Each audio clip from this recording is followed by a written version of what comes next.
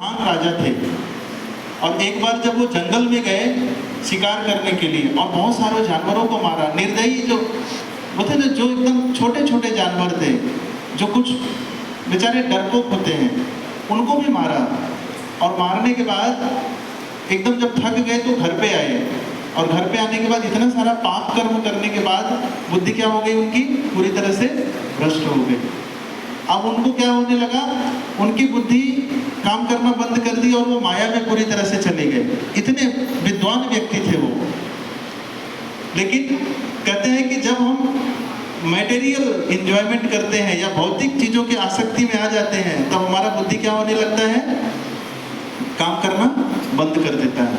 हमको फिर भौतिक चीजों में ही वो खींचता है। वो भौतिक चीज मतलब क्या है, एक माया है। भगवान कहते हैं त्रैगुण्य विषया वेदा, ये तीन गुण जो है, हाँ, दैवी होशा गुणमयी मम माया दुरत्या मामे व ये प्रपद्यन्ते माया मेताम तरन्ति। हे अर्जुन, ये जो तीन गुण है प्रकृति के, ये किसके कंट्रोल में है? आपके कंट्रोल में नहीं है। किसके कंट्रोल में है? ये मेरे कंट्रोल में है और मेरे द्वारा चलता है ये। आप सोच रहे होंगे कि मैं अपने तरीके से कंट्रोल करता हूँ, लेकिन ऐसा नहीं है। हर व्यक्ति क्या सोचता है, मैं अपने ढंग से सब काम कर रहा हूँ मैं, पर ऐसा नहीं है। ये भगवान की माया शक्ति है जो ऐसा काम हमसे करवा रही है और हम उसको पार नहीं पार कर सकते। इसीलिए प्रभुपाद जी कहते हैं कि finish your business in this life only. आपका जो काम है सब इस साल इसी जीवन में खत्म कर दो, नहीं तो एक बार अटक गए तो फिर कहाँ जाओगे, फिर कुछ गारंटी नहीं है। इसलिए बोलते हैं कि प्रभुपाद जी एकदम स्ट्रिक्टली बोलते थे कि आपके पास ये चांस मिला है भक्ति करने का, इसको मत गवाओ किसी भी हालत में। क्योंकि माया तो ऐसी है कि आपको अगर भरत को 3 बार जन्म लेना पड़ा, भरत महाराज जो थे, एक बार राजा भरत, दूसरे बार डियर भरत और तीसरे बार जड़ भरत।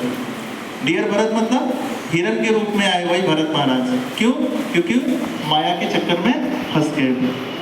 तो भरत महाराज को लेकिन तीसरे जन्म में उनको याद था कि मैंने पिछली बार गलती कर दी थी। हमको तो याद भी नहीं रहेगा क्योंकि इतनी भक्ति तो हमने किया नहीं है, लेकिन कुछ पुण्य स्वीकृति हमको कुछ ना कुछ तो मिला है पिछले जन्म का, या साधु कृपा मिली है, भक्तों का संग मिला है, तो कहीं ना कहीं से हमको ऐसी स्वीकृति मिली जिसको अज्ञात स्वीकृति कहते हैं। तो हमको उसको क्या करना चाहिए, उसका पूरा फायदा लेना चाहिए। अगर हमने उसका पूरा फायदा नहीं लिया तो क्या होगा, इसी तरह से होगा। भोग ऐश्वर्य प्रसक्ता नाम, जो दुनिया के भोगों विलासों में हम चले जाएंगे और इस प्रकार से हम डूब जाएंगे कि हमको लगेगा कि अरे ये भक्ति व्यक्ति तो कुछ ठीक है, टाइम पास के लिए कर लेंगे, कभी टाइम मिला तो जाएंगे, नहीं मिला तो कोई बात नहीं। नहीं, ये प्रभुपाद जी कहते थे ये इमरजेंसी है, ये इमरजेंसी है, इसको समझना चाहिए बहुत सीरियसली। अगर इसको हम नहीं समझे तो हमने पूरा जीवन क्या कर दिया, व्यर्थ कर दिया। तो हमको ये समझना बहुत इंपॉर्टेंट है कि इस इमरजेंसी को हम सीरियसली लें। जैसे कोई पेशेंट है, अगर वो बहुत बीमार है तो उसको क्या करना चाहिए, उसको जितनी जल्दी हो सके उसको तत्काल उसका इलाज कराना चाहिए, तभी वो ठीक हो पाएगा। अगर थोड़ा लापरवाही किया तो क्या होगा, वो कुछ भी हो सकता है। तो हमारा जो सिचुएशन है वो ऐसा ही है। अभी अब देखिए कुंती महारानी प्रार्थना करती हैं भगवान से, क्या कहती हैं, कहती हैं मुझे आप दुख दीजिए। क्यों दुख दीजिए? क्योंकि जब आप मुझे दुख दे रहे थे, मेरे जीवन में जब दुख आ रहा था तब आप मेरे साथ में थे। अब आप मेरे जीवन में सब सुख ही सुख हो गया तो आप मेरा साथ छोड़कर चले जा रहे हैं। तो मेरे जीवन में आप दुख दीजिए क्योंकि आप मेरे साथ में हैं।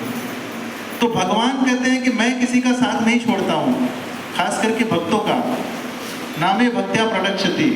भगवान कहते हैं मैं अपने भक्तों का कभी नाश नहीं होने देता। अगर एक बार किसी ने कह दिया कि मैं आपका हूँ तो मैं किसी को भी छोड़ने, वो भले ही छोड़ दे, मैं नहीं छोड़ने वाला हूँ। और ऐसा